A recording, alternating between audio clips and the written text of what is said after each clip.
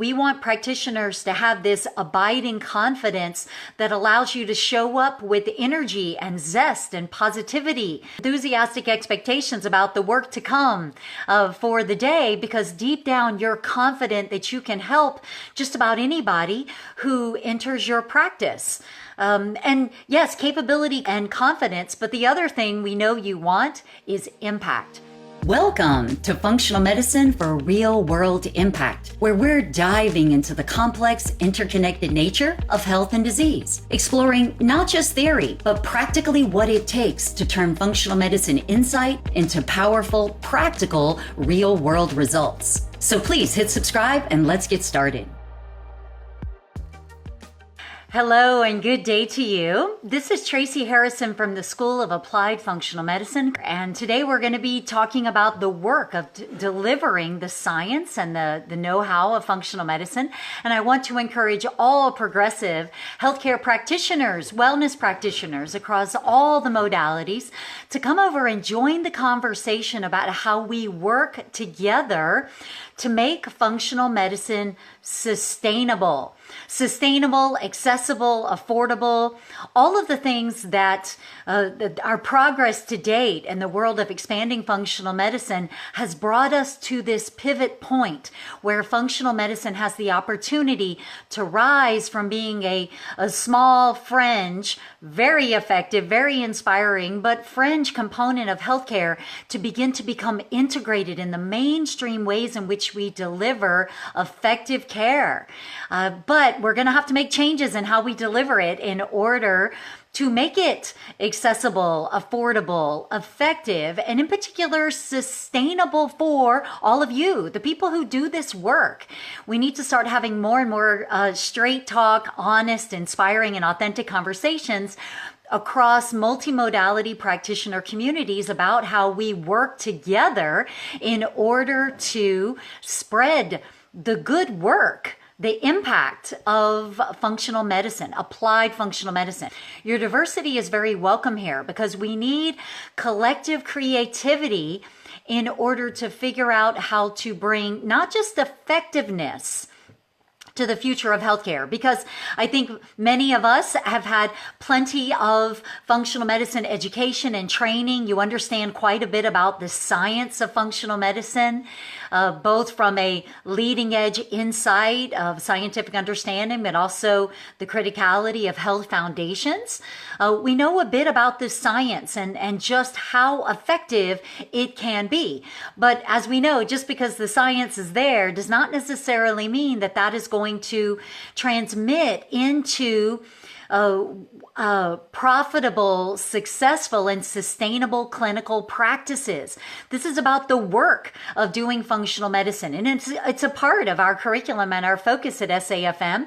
In fact, we're very passionate. I spend a lot of time talking to practitioners about how we've got to go beyond large numbers of practitioners having knowledge, being inspired for sure, and having plenty of scientific knowledge. And they've even doubled down and to demonstrate that knowledge and to earn credentials, and they have credibility. But here's the thing, that may feel good. I totally get it. But science and credibility and credentials is not enough to transform healthcare.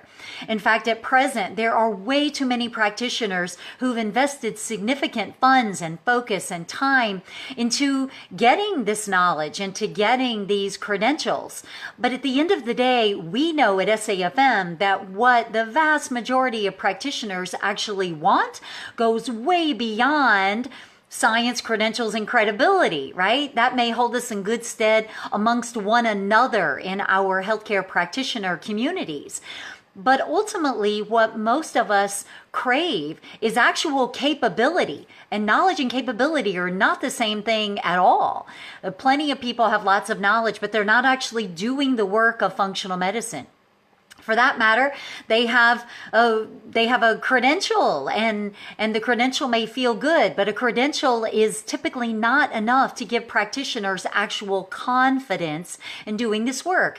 Way too many practitioners who've learned functional medicine struggle with sort of often a hidden brewing sense internally that we call an imposter syndrome, right? I'm skilled, look at me, I've got a credential and a certification, but deep down inside, I'm not very confident that I can help the people who show up in my practice, especially the complicated, rich cases. It's not enough for you to have credibility.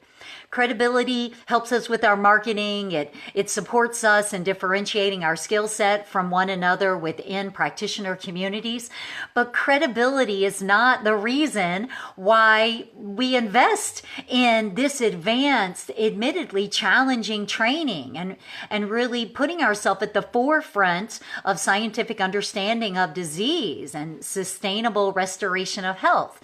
We undergo this serious commitment because we want to have an impact. We want the thrill and the satisfaction and the knowing that we've been of tremendous service because we have helped people on a constant basis, patient after patient after patient, to overcome disease, to overtly prevent disease where there's a real strong family history or those early stages of disease dynamics. We want to help people actually reverse those so they get not just temporarily feeling better or better managing their disease, they actually experience regression of the functional imbalances in their body that are promoting a disease state so that people go from tolerating how they feel to feeling great. There is no better feeling from a practitioner viewpoint to knowing that on your watch you have participated in savvy clinical partnership and helping a unique patient who's been struggling often in functional medicine, often for many years, sometimes a few decades, in order to get well and actually stay well. That impact is what we crave: capability, confidence, and impact. And today, I want to talk about just one particular topic that we teach our students, the active practitioners who make up our student body at SAFM. We teach how to act on the critical nuances of not just effective, but also efficient and easeful practice using functional medicine science and know-how. And I want to shine a bright light on an unfortunate truth in the world of functional medicine right now, but certainly something on our watch that we are trying to change. There are so many wonderful pioneers who have helped to lead the way into the development of functional medicine science. And their role model has inspired all of us in terms of how we show up and do this work in clinical practice. And we all stand on their shoulders. And I for one, want to express my gratitude for all of that hard work, especially over the past couple of decades, where so many of them have had to tolerate and withstand and on many levels ignore a lot of naysaying and negativity and rejection from their colleagues as they have tried to establish the truth and the capacity and the potential of essentially a new medical science, a new way of looking at today's chronic disease challenges. And we stand on their shoulders in trying now to exponentially multiply the impact and the spread of this movement. But so much of the practice to date has been accomplished via individual solo entrepreneurial functional medicine practices, which, don't get me wrong, is an awesome, effective, high potential way to do this work. And there are many people who are very successful at delivering care in this model. And certainly, looking back over the past couple of decades as functional medicine has been evolving, because of all of the barriers to the establishment and the growth of functional medicine within our practices, it makes perfect sense that you've had to bust out of existing systems in order to do this work. Of course, you couldn't get the funding, you couldn't get the time, patients weren't necessarily looking for that. You're having to deal with tension and a lot of constraints in terms of standard of care, agreed practice management standards, and just constant barriers and hurdles in every direction. So it makes perfect sense that this, what I believe is the future of effective healthcare, this model has had to evolve outside of today's existing system. But now, as I said in the beginning, we stand at a critical pivot point where we have an opportunity to stand on the strength of what has been developed and not only continue to do to promote entrepreneurial practices, but also now to begin the oh so important work of integrating the wisdom and the impact of functional medicine into the managed care model. And I'm so excited. We've begun to teach an entirely new module of our curriculum to practitioners who are making the choice to consider staying within managed care and being able to deliver effective and satisfying care through the functional medicine lens. It can be done. We're seeing it be delivered. But regardless of whether you are doing your work in an entrepreneurial model or in a managed care model, we are passionate about helping practitioners to find a way to do this work without burning out in pursuit of their passion for this next tier of healthcare. I've seen it myself over the past years that I've been involved in this industry. Sometimes we joke that everyone who's in functional medicine has a personal experience with a sympathetic dominant nervous system or with adrenal imbalances, because there's so much stress, there's so much exhaustion, there's so much overwhelm that goes into doing this work. And we take a stand for another possibility, for a different alternative, because we believe there are ways to do the work of functional medicine without having to make that sacrifice. First of all, because you deserve better. You're showing up to do this work. You've committed to advanced training. Admittedly, functional medicine raises the bar on the rich intricacy of case assessment and the need to approach a case with creativity and intelligence and wisdom and keen discernment. There are ways to do this work without feeling like you're constantly delivering care that you're not getting paid for, having to cram in case assessment and case follow-up and all of your available spare time, which requires sacrifices in your precious family time, in your personal self-care time, in giving up vacation time or other refueling time that you might need to spend to care for yourself, care for your extended family, and keep the richness of your high vitality life alive through hobbies and sports and other interests and passions and community involvement. We want this for you. But in order for you to do the work of functional medicine without seeing overwhelm and causing your own health problems as a necessary sacrifice in pursuit of your passion, we must find ways to do this work efficiently. Yes, efficiency. And certainly when I first started learning about functional medicine, you would never hear the word efficiency uttered in the same sentence as functional medicine. But we have to do this. We must do this, first of all, to make functional medicine affordable, right? The reality is that so many people who need the work, the wisdom of functional medicine simply do not have the financial wherewithal to be able to afford long 2-hour discussions with patients, with you, with practitioners on an ongoing basis. We have to find a way to be more efficient in how we engage in conversations, whether it's an intake session or a follow-up session. We have to be more efficient in how we provide education to patients about the foundational aspects of healthy lifestyle choices. We have to prioritize efficiency if we want this work to be sustainable financially in order to make the work profitable. Because let's talk some truth here. The people we work with in managed care practices are not going to open up to the promise of functional medicine unless we can find a way within the constraints of managed care to do this work profitably. And for a long time, most practitioners have simply said, that's impossible. It's impossible. And for quite some time, that was true.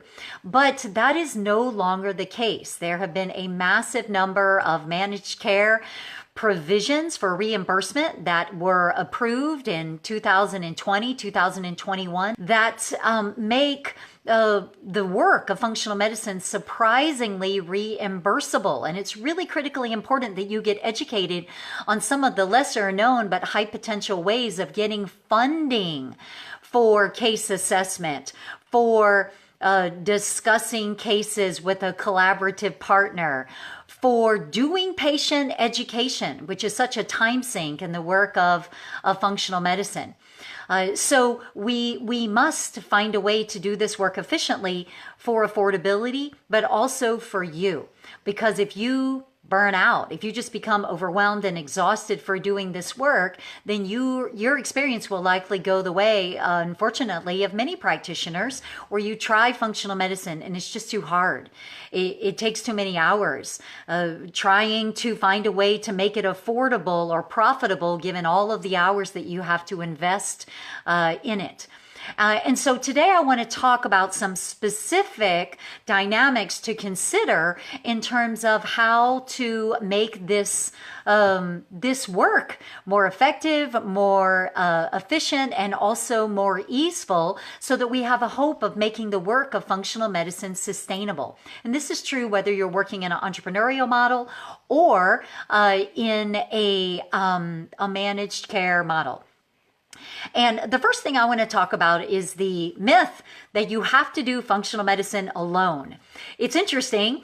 So many of us who are involved in progressive healthcare and wellness, we have a mindset that the credible, the successful, the honorable, the laudable way of doing this work is doing it ourselves, as though we have something to prove. And maybe we do, something to prove to ourselves, to our families, to our colleagues, to our patients. We can do it all. Sometimes that comes from the bias of we don't really want to spend money in hiring anybody until we have really significant profits. But the challenge is that we can wait and wait and wait to connect with other people, whether it's hiring people on our own immediate teams or working through contracts with other providers or even administrative staff, or even through referral relationships. We wait to do that to the point where we become so exhausted, we've missed the opportunities to experience more efficiency and ease, because we've been waiting to sort of establish ourselves on our own. And many practitioners wait for a very long time to even hire a physician assistant, to hire a health coach, to hire a medical assistant, or to hire a bookkeeper even, or an assistant that can help with appointment booking and billing and contracts and receiving paperwork. Looking at things like interns who can help you with penning notes for cases. There are so many opportunities for teamwork and collaboration that are missed by practitioners. And I want to invite you to consider the possibility of hiring before you are desperate for help and teamwork with someone. Why do we wait until we're desperate and exhausted in order to hire someone? It's actually much smarter to hire someone before you are craving and really urgently in need of additional support. This is especially true if you're working in an entrepreneurial type of model. And I think some of those choices are just an investment in your self-care. Most of us did not go into this work because we love paperwork and we love learning software tools and apps and handling all sorts of administrative tasks. I really think legitimately, everyone who's getting into entrepreneurial functional medicine should be hiring at least one administrative assistant and getting some support with the finances of the organization right from the very beginning, so that they can actually help do the work of setting you up for success. Now, if you are a medical practitioner, I also invite you to consider the possibility of hiring a health coach right from the beginning of your practice. The reality is that medical practitioners have all sorts of different skills and expertise areas, and tend to have particularly rich education in functional medicine that they can pair with their prior training and expertise about physiology, biochemistry, and the dynamics of disease. But something that the vast majority of medical practitioners do not have an expertise in is facilitating lifestyle change. Now, we teach that to all of our students at SAFM because we think it's critical that every person who is involved in functional medicine has a strong, demonstrated understanding of how to facilitate lifestyle change, what works and what doesn't, and what are all of the aspects of how we need to work with a unique patient or client outside of the science. We can have the perfect intervention plan, right? All of the right solutions, an objectively correct assessment of a case. But if we can't educate, inspire, and empower a patient to make lifestyle change step by step in a sustainable way to follow through on the plan, then our scientific savvy is not really worth very much to them, is it? I can't tell you how many people in my practice over the years I've met where people have been to see at least one, sometimes a whole handful of functional practitioners. They have a plan. They got a whole bunch of expensive lab results. But when you ask them, great, so let's pick up where you were before. How much of this have you acted on? So often they've acted on none of it. None of it whatsoever, because they have questions, because they're confused, because they tried some things and they felt worse and they weren't sure what to do next, because they needed tools and resources to modify the plan to work for their unique lifestyle. They don't have clarity. And if this is an expertise of yours, it's critical to leverage that skill set in becoming part of a multimodality team where you can really shine in offering your expertise. And this is where I think the art and the science of health coaching really shine. It's critical to be honest with yourself about what part of functional medicine engagement and care do you love. What of it lights you up? What is your true expertise or unique brilliance? And find a way in your practice to offer primarily that, rather than trying to do it all, including the pieces that you really don't like doing at all. They're exhausting to you. Or on the other side, you're just not very good at it. And so your practice efficacy, the effectiveness of your care suffers as a result of that. And so this is where we're seeing all sorts of amazing multimodality teams where health coaches are working with nurse practitioners in order to balance who is doing the scientific assessment and maybe laboratory interpretation, and working together in a multimodality team to design the interventional plan, which then can be overseen in terms of accountability and follow through and course correction by a health coach. Or teams where we see, for example, a chiropractor and a nutritionist working together to work on specific target patient populations, like those with type 2 diabetes, where the nutritionist is highly involved in customizing dietary interventions that allow a rich diversity of patients who have all sorts of different stages of current diet to make step-by-step sustainable change. And they understand that a generic food plan that you just toss out to a group of 50 people is likely only going to work to be successful for a small subset of those people, because a hallmark of effective functional medicine care is customization. It's honoring that patients in this population are an N of one. And yes, there are underlying common disease dynamics in different diagnoses like type 2 diabetes. But so much of the pivotal point as to whether people get well and stay well is about customization. But customization takes time, it takes care and consideration.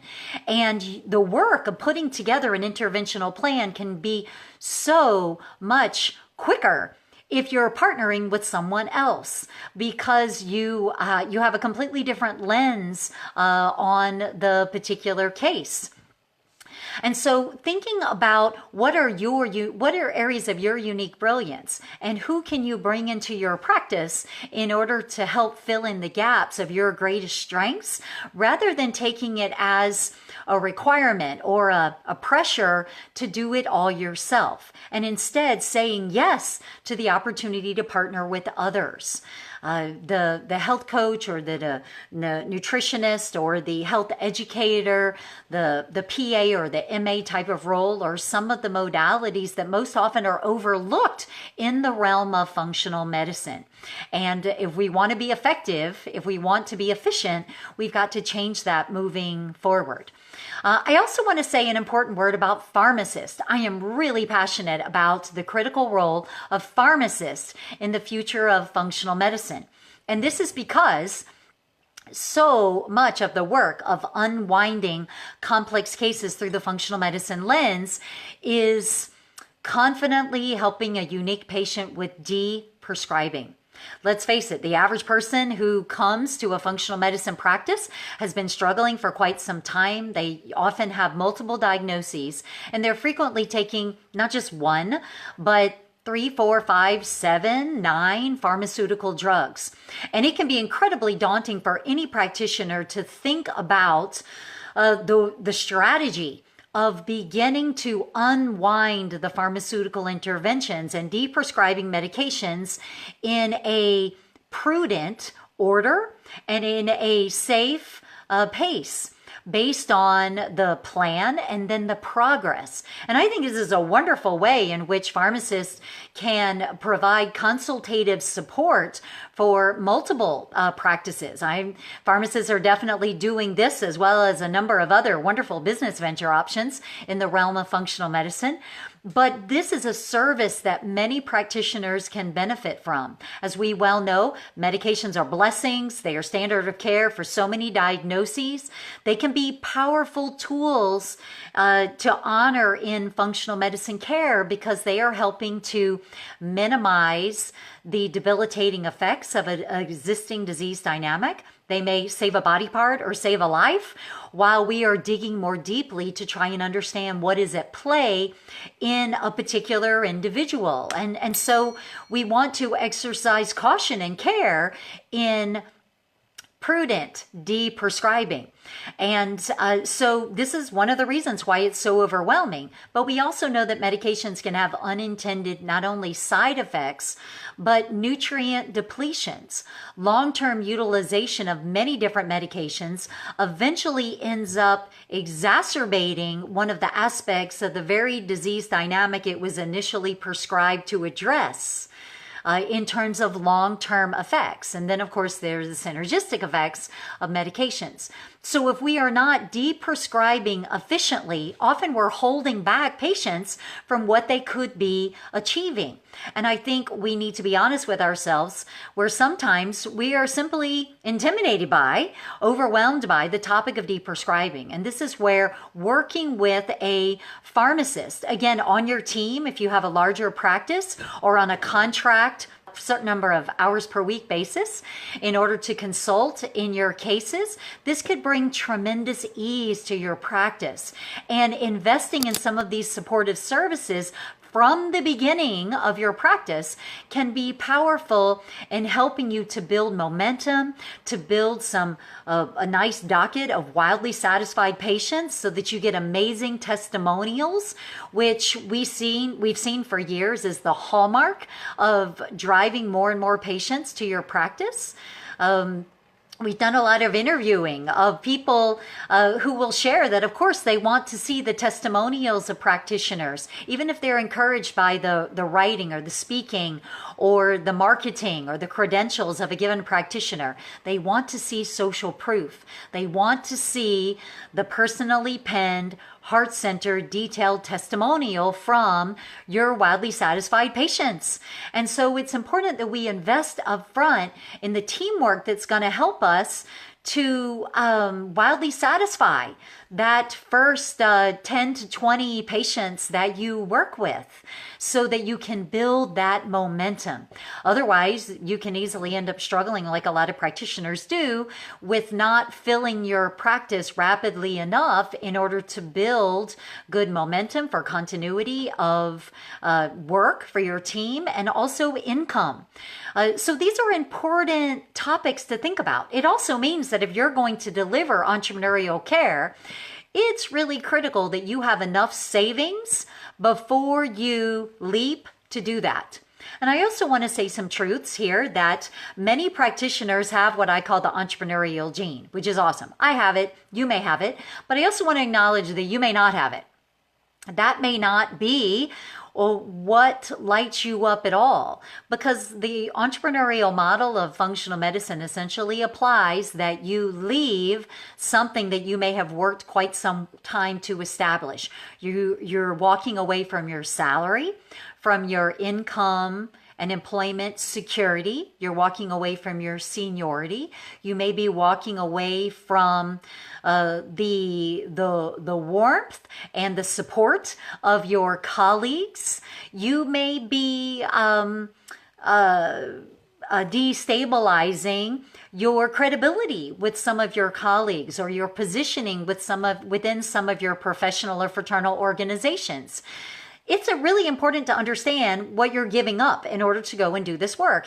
And if you're an entrepreneur and you're really motivated and inspired and you've saved enough money to really ensure that you've got a nice financial buffer for yourself so that you can really take some time to dive in and develop your practice and do this work, then it resonates with you. But you need the time. You need the time to be successful. You don't want to, out of frustration and desperation, leave your salary job to do an entrepreneurial functional role where you're going to immediately be desperate for income, because that's just asking probably for your own disease dynamic because of the amount of stress that would be involved. It's very important to plan carefully and strategically and realistically. You need at least 6 months of income saved up in order to create the space to go and start your own practice. And that, I would say, also assumes you're going to dive in very assertively and you've been doing your homework behind the scenes to know, where am I going to practice? How am I going to practice? How am I going to market myself? Who am I going to go after?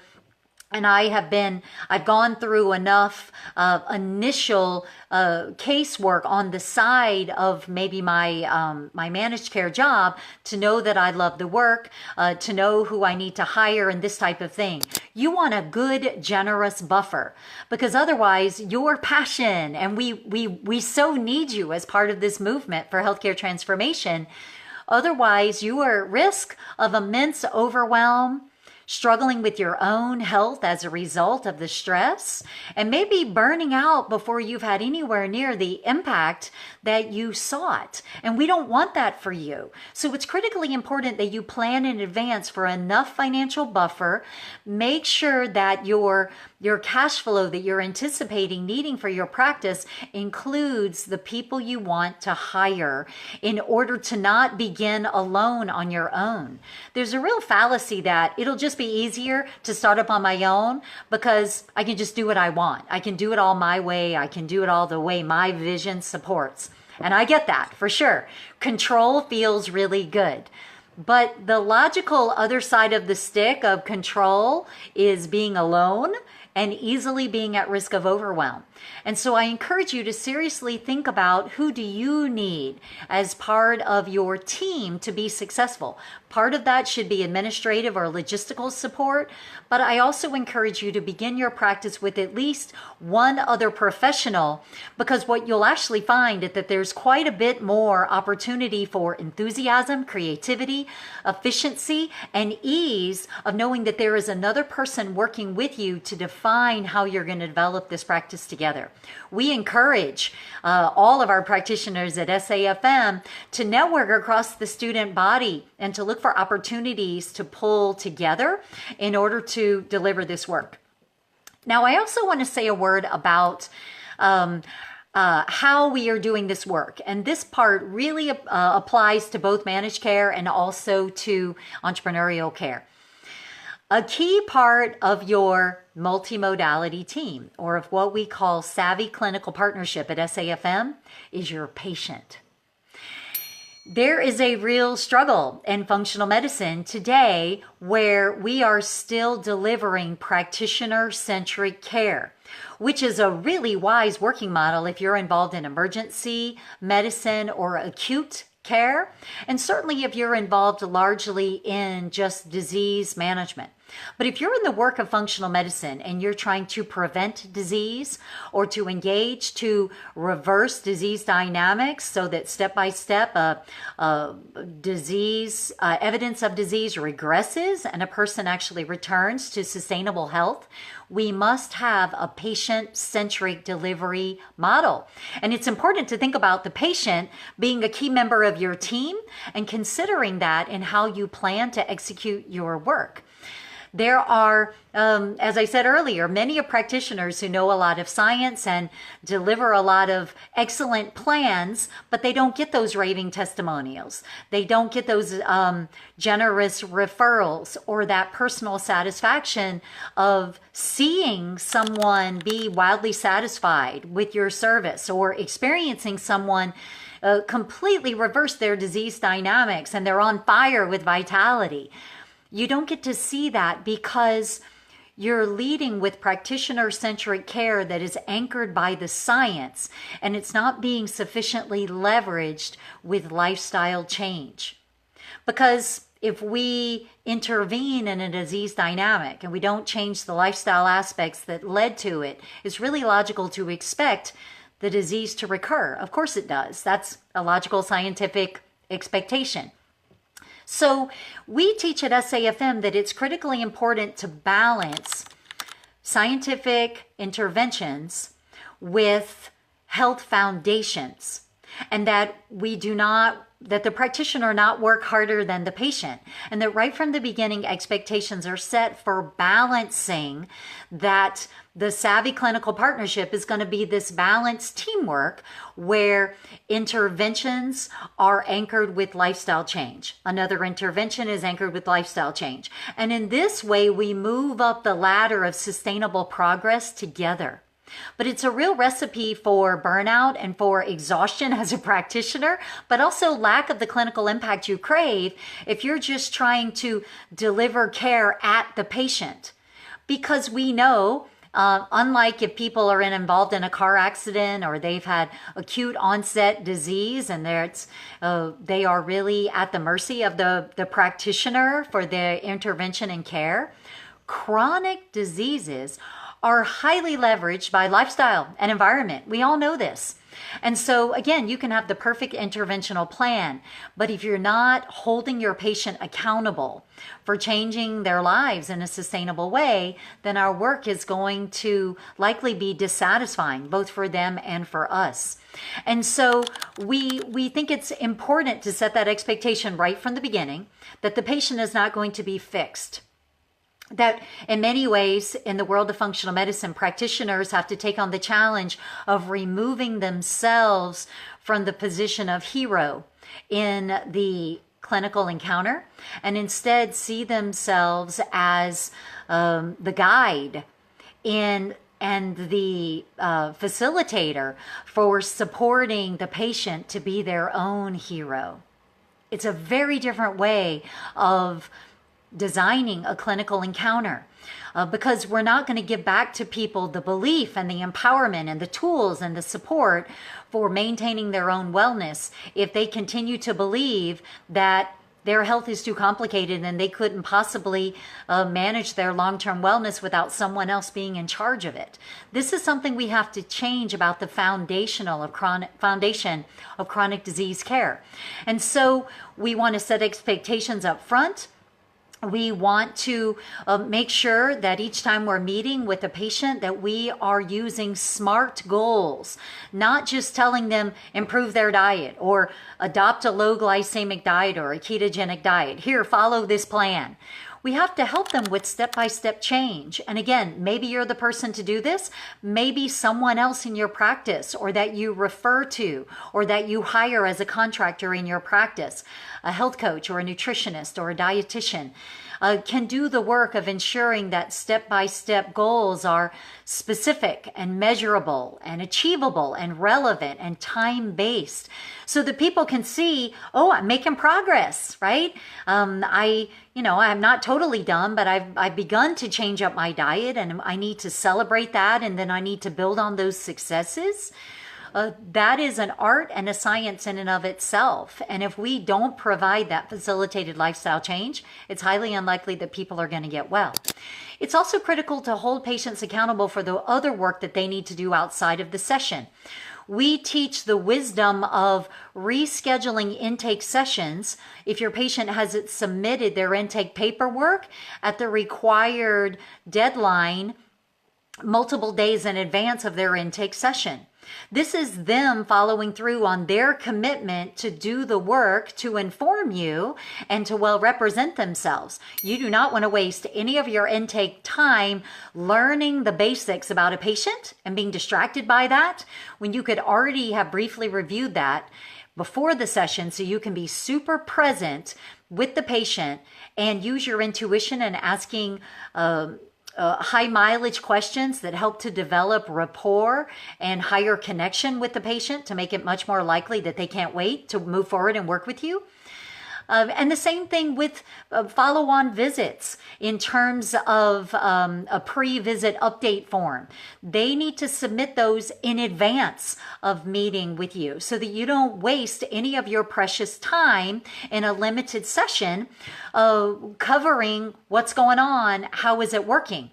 These are simple changes that can actually make a managed care appointment very effective. We've seen all sorts of examples amongst the SAFM student body for people who are using insurance for reimbursement, whether it's in an entrepreneurial practice that's using insurance or within the constraints of some other managed care system, where a 20-minute appointment or a 30-minute appointment can be made extremely effective if the level of information flow that happens outside of the session is managed efficiently. And as I mentioned earlier, there's been a lot of changes that have been taking place with regard to reimbursement codes. The pandemic was a real blessing in some ways in terms of healthcare transformation. An obvious one is that many of your patients who were uncomfortable with telehealth before have become very comfortable with telehealth out of necessity. Pretty much everyone is able to get on a video appointment now. They're more comfortable with Zoom. They start to see the benefits of being on a video or being on the phone with a practitioner and being more comfortable in their home environment, where they may feel more comfortable being more transparent with you about what's going on in their lives. Reimbursement for telehealth has also come along for the pandemic. And so there's a huge opportunity for practitioners to use billing coding to maximize the reimbursement for care. And we're teaching about this now at SAFM. I think one of the most important models that I would encourage all practitioners in the realm of functional medicine to adopt, unless you are a specialist. I'm going to come back to that in just a minute, because I believe we need an army of people who are very seasoned at reversing the most common disease dynamics in functional medicine. Things such as endothelial dysfunction from a hypertension viewpoint and a cardiovascular disease viewpoint, immune hypervigilance, especially as it relates to autoimmune disease, insulin resistance, right? There's a handful of disease dynamics that I believe every practitioner needs to be seasoned at reversing because they're incredibly common. And then absolutely we need specialists who can deal with things like acute mycotoxin disease or chronic Lyme, or multi-autoimmune disease, right? We're in a realm right now where there's this focus amongst functional medicine practitioners that everyone has to be able to handle the most esoteric disease dynamics imaginable. And that's putting a lot of pressure on practitioners to be skilled at supporting the 1% of people who have a real specific advanced disease dynamic. And I think we can become much more effective and efficient by separating those into the much larger army of foundational disease dynamics practitioners, and then refer out for the Lyme specialist or for the mold specialist, so that we're not trying to be expert at too many things. Talk about a recipe for overwhelm. So that we can do the foundational work and then as appropriate refer out to an expert, not to take over the patient, but to handle the aspects of care that would be related to that particular more advanced dynamic. And in this way, again, we can better emphasize the unique brilliance of individual practitioners. But outside of those specialists, I believe that everyone doing the work of functional medicine should ideally be embracing the efficiency, the power, and the effectiveness of groups. And reimbursement, insurance reimbursement, at least here in the US, has opened up and made that possible, which is wonderful. In terms of shared medical visits, I don't see any reason why practitioners aren't doing this now, because so many aspects of helping people get well and stay well are about underlying foundational lifestyle choices, in particular diet, sleep, stress, movement, mindfulness, and spirituality. And then people argue about what the other category should be. Sometimes we call it purpose. I call it joy. But the 5 to 7 categories of foundational health promoting lifestyles that pretty much every single patient who walks into your practice needs to embrace, needs to work on, and needs to find sustainable ways of making it a priority in their life. There is no reason in the world why that lesson, that education, that support should be one-on-one. If you catch yourself explaining to people what a low glycemic diet is over and over and over and over again, or this is what a nutrient-dense whole foods diet is, right? We teach that over and over and over again. We talk about what stress management activities activate parasympathetic response and how important that is and why it's key for the gut or key for the heart or key for the lungs. These are messages. There's no reason in the world why we should be repeating them over and over again. And many practitioners have moved to the efficiency of having videos for self-education, or maybe streaming evergreen videos that patients can participate in, and it feels like a live experience even though it's pre-recorded. But here's the thing. Research and the pioneers to date in the realm of shared medical appointments, Dr. Shilpa Saxena and James Maskell and his Venture Heal community. There's all sorts of pioneers in the realm of group visits or shared medical appointments who have proven that for the average person, not only is a group visit more efficient, it's more effective. Because the group itself has a power, has an intelligence that the practitioner can't bring to the encounter. And this is another way of seeing, oh, my team. My team is not just me, it's my office support. My team is the other modalities. My team includes my patient, but my team also includes groups.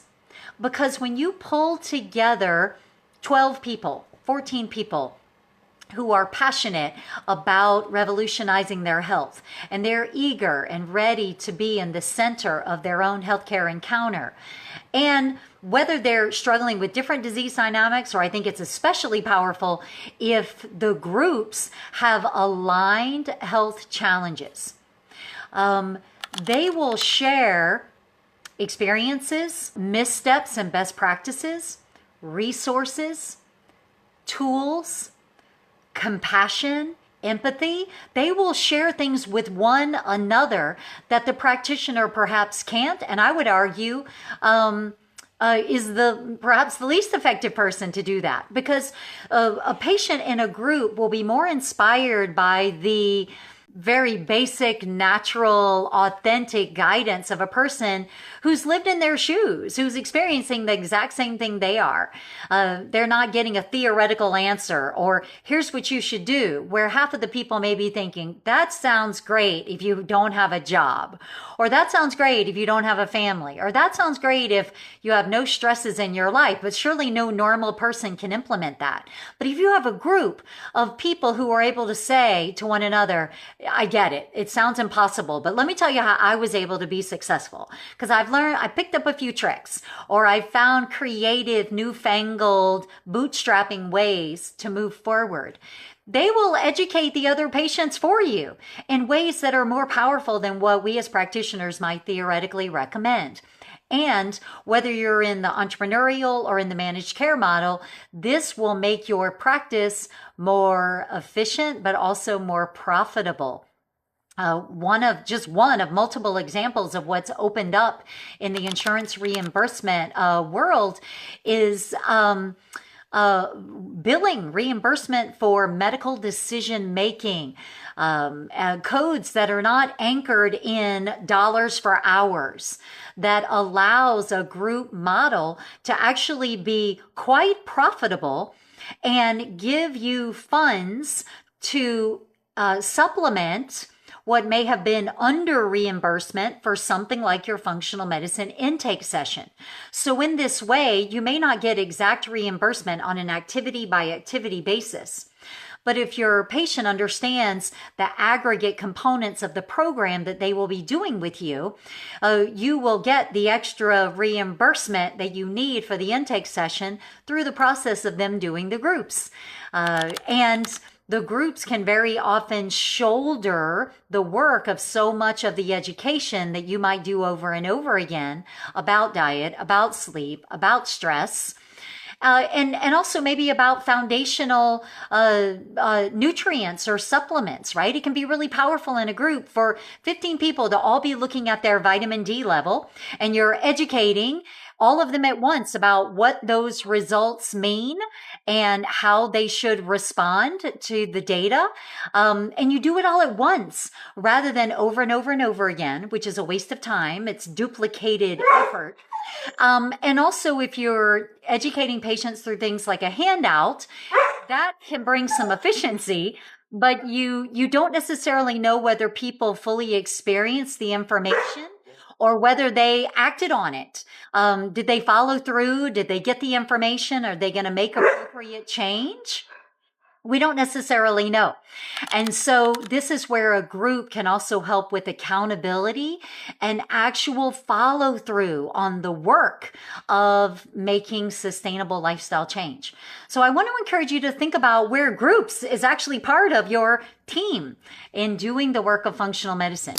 There's opportunities for all sorts of creativity here that we've just got to start taking advantage of. But we've got to move beyond the belief that functional medicine just can't work in managed care.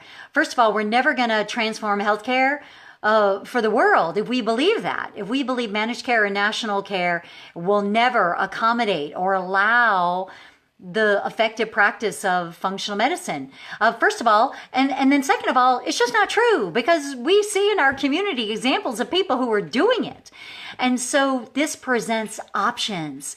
It presents a wonderful opportunity for any of you to create a sacred space. And we do this as part of our curriculum at SAFM for you to evaluate all of the different options and alternatives and creative solutions that we teach and decide how do you want to show up in the world to have this impact that you crave in order to sustainably transform the health of individuals, one patient at a time. And when you help a man or a woman, right, our brothers and sisters in the human family, to not just manage their disease better, but to actually get well and stay well, you help that person who may also be a practitioner, or maybe they are an engineer or an author or a peacekeeper or a parent, right? You help them to turn around and from a place of vitality, give their gifts